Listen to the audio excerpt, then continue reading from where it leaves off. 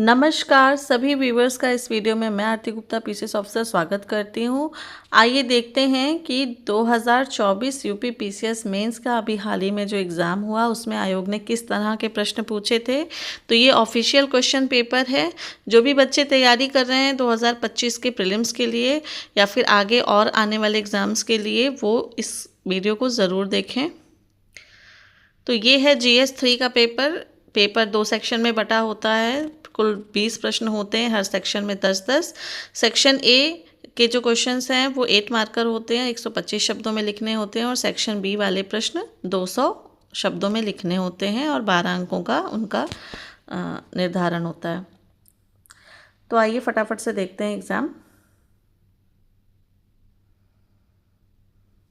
पहला प्रश्न, खाद्य प्रसंस्करण की आपूर्ति श्रृंखला प्रबंधन में ऊर्ध्व प्रवाह तथा अधो प्रवाह क्रियाओं के प्रमुख अवयवों को सोदाहरण चिन्हांकित कीजिए। Highlight the key component of upstream and downstream activities in food processing supply chain management with suitable examples.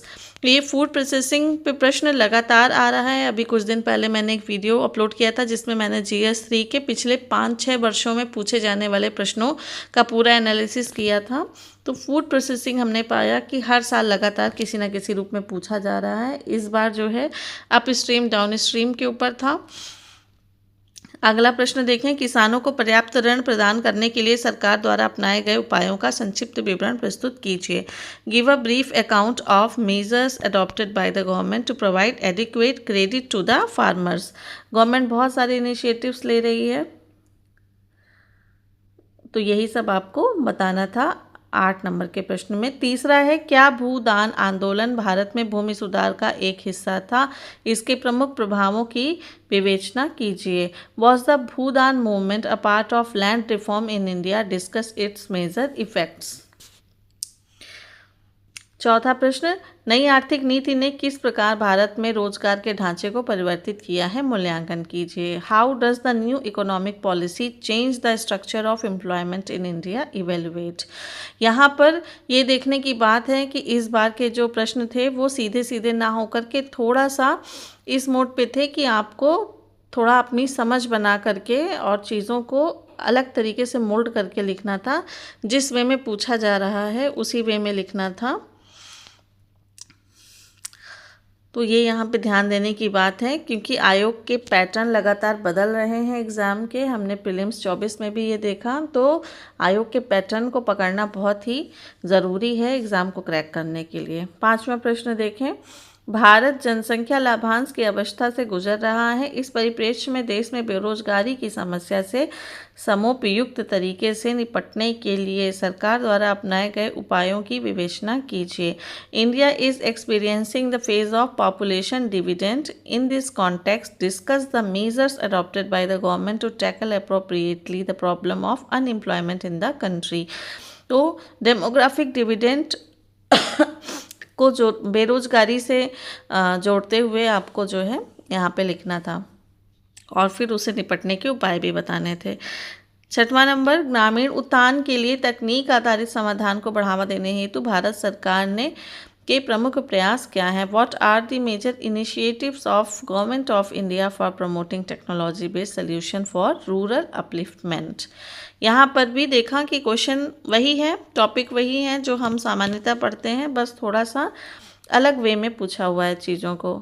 7वां प्रश्न, डिजिटल अरेस्ट क्या है? विगत 3 वर्षों में भारत में डिजिटल अरेस्ट की समस्या से सर्वाधिक प्रभावित राज्य कौन से हैं?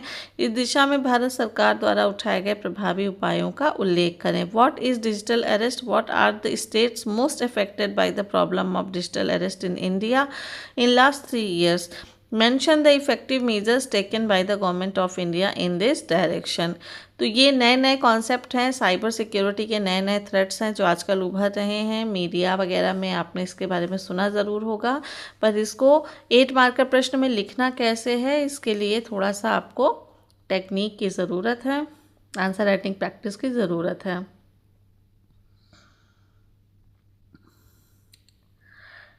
8वां प्रश्न, आपदा प्रबंधन के दौरान सुरक्षा एवं संरक्षा में कृत्रिम बुद्धिमत्ता की भूमिका का वर्णन कीजिए। Describe the role of artificial intelligence in safety and security during disaster management. तो ये यहाँ पर हम डिजास्टर मैनेजमेंट का टॉपिक हम पढ़ते आ रहे हैं मेंस के लिए हमेशा से, लेकिन यहाँ पर थोड़ा अलग तरीके से इस बार पूछ लिया कि इसमें डिजास्टर मैनेजमेंट में एआई का क्या रोल है। आजकल एआई की चर्चा हर तरफ है, तो आयोग ने भी उसी ट्रेंड को फॉलो किया है। भारत की सुरक्षा व्यवस्था में भारतीय रक्षा अनुसंधान एवं विकास संगठन की भूमिका का उल्लेख कीजिए। Mention the role of Indian defence research and development organisation यानी DRDO in India security setup. भारतीय तटरक्षक बल के सम्मुख प्रमुख चुनौतियों को रेखांकित कीजिए और उनसे निपटने के लिए किए गए प्रयासों की व्याख्या कीजिए। प्रश्न number 10, online major challenges faced by the coast guard of India and explain the efforts taken to deal with them. इसके बाद आ गया सेक्शन बी। यहाँ से 12 मार्क का प्रश्न शुरू हो गए। क्या समावेशी विकास सामाजिक न्याय को सुनिश्चित करता है, विवेचना कीजिए। भारत सरकार द्वारा सामाजिक न्याय के साथ समावेशी विकास लाने हेतु क्या कदम उठाए गए हैं, अपने उत्तर को स्पष्ट कीजिए। Does inclusive growth ensure social justice, discuss what steps have been taken by the government of India for bringing inclusive growth with social justice, elucidate your answer. Inclusive development भी लगातार आ रहा है हर वर्ष।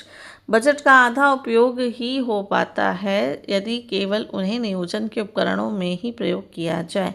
इस कथन का आलोचनात्मक परीक्षण कीजिए। Budgets are half used if they served only as the planning device. Critically examine this statement. तो देखा आपने कि बजट के बारे में प्रश्न आया, लेकिन थोड़ा सा अलग तरीके से उसको पूछा। 13वां प्रश्न, भारत में सिंचाई के बुनियादी ढांचे के विकास में राज्यों और केंद्र सरकार की भूमिका का आकलन करें। प्रधानमंत्री कृषि सिंचाई योजना PMKSY देश भर में सिंचाई की पहुंच को बेहतर बनाने में कैसे मदद की है। Assess the role of state and central government in developing irrigation infrastructure in India. How has Pradhan Mantri Krishi Sinchai Yojana PMKSY helped in improving irrigation across the country. तो ये हमने देख लिए 13 प्रश्न। आइए बचे हुए प्रश्न भी देख लेते हैं। ये है प्रश्न नंबर 14। हाल के वर्षों में भारत में गरीबी उन्मूलन कार्यक्रमों की रणनीति का आलोचनात्मक मूल्यांकन कीजिए। Critically evaluate the strategy of poverty alleviation programs in India in recent years. तो ये जो है फूड सिक्योरिटी और पॉवर्टी, ये सब जो है सदाबहार टॉपिक हैं जो हर बार मेंस में आते हैं। 15 देखिए, बफर स्टॉक से आप क्या समझते हैं, क्या भारत में खाद्य सुरक्षा के लिए यह आवश्यक है, स्पष्ट रूप से व्याख्या कीजिए। What do you understand by buffer stock, is it essential for food security in India, explain clearly. ये सब जेनेरिक क्वेश्चंस थे। ये भारतीय ज्ञान परंपरा आधारित वैमानिकी शास्त्र की तुलना आधुनिक वैमानिकी शास्त्र से कीजिए। इस क्षेत्र में अनुसंधान हेतु विज्ञान एवं प्रौद्योगिकी विभाग की नीतियों का उल्लेख कीजिए। Compare Indian knowledge traditional based aeronautics with modern aeronautics. Mention the policies of department of science and technology for research in this field. ये थोड़ा सा अलग क्वेश्चन था, नया सा क्वेश्चन था। 17 नंबर देखें, भारत में पारिस्थितिकी रूप से संवेदनशील क्षेत्र कौन कौन से हैं, इनके संरक्षण के लिए भारत सरकार की नीतियों का उल्लेख कीजिए। What are the ecologically sensitive areas in India, mention the policies of government of India for their protection. 18 number, सामाजिक संजाल स्थल क्या होते हैं और इनका अनियंत्रित प्रयोग साइबर हमलों की संभावनाओं में किस प्रकार से वृद्धि करता है। What are the social networking sites and how does their uncontrolled use increase the possibilities of cyber attacks. पूरे देश में नार्को आतंकवाद एक गंभीर खतरे के रूप में उभर रहा है, इससे निपटने के लिए उपयुक्त उपाय सुझाइए। Narco terrorism has emerged as a serious threat across the country. Suggest suitable measures to counter it.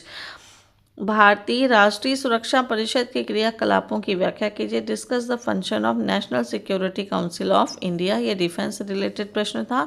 तो यहाँ पर हमने जीएस पेपर 3 के ऑफिशियल आयोग ने जो क्वेश्चन पेपर पूछा था उसको अभी हमने देखा। तो इस क्वेश्चन पेपर को देखकर आप अपनी तैयारी का असेसमेंट कर लीजिए। अगर आप सिर्फ प्रीलिम्स के लिए अभी पढ़ाई कर रहे हैं तो थोड़ा सा मेंस और आंसर राइटिंग की तरफ भी ध्यान दीजिए। मेंस के सोर्सेस कौन कौन से पढ़ने चाहिए आपको, इसके लिए ऑलरेडी वीडियो मेरे चैनल पे पड़ा हुआ है। अभी प्रीलिम्स में काफ़ी टाइम है तो आप अभी मेंस को भी टाइम साथ साथ दीजिए, तभी आप पहले प्रयास में अंतिम रूप से सफल हो पाएंगे। तो आगामी एग्ज़ाम के लिए सभी अभ्यर्थियों को मेरी तरफ से बहुत बहुत शुभकामनाएं।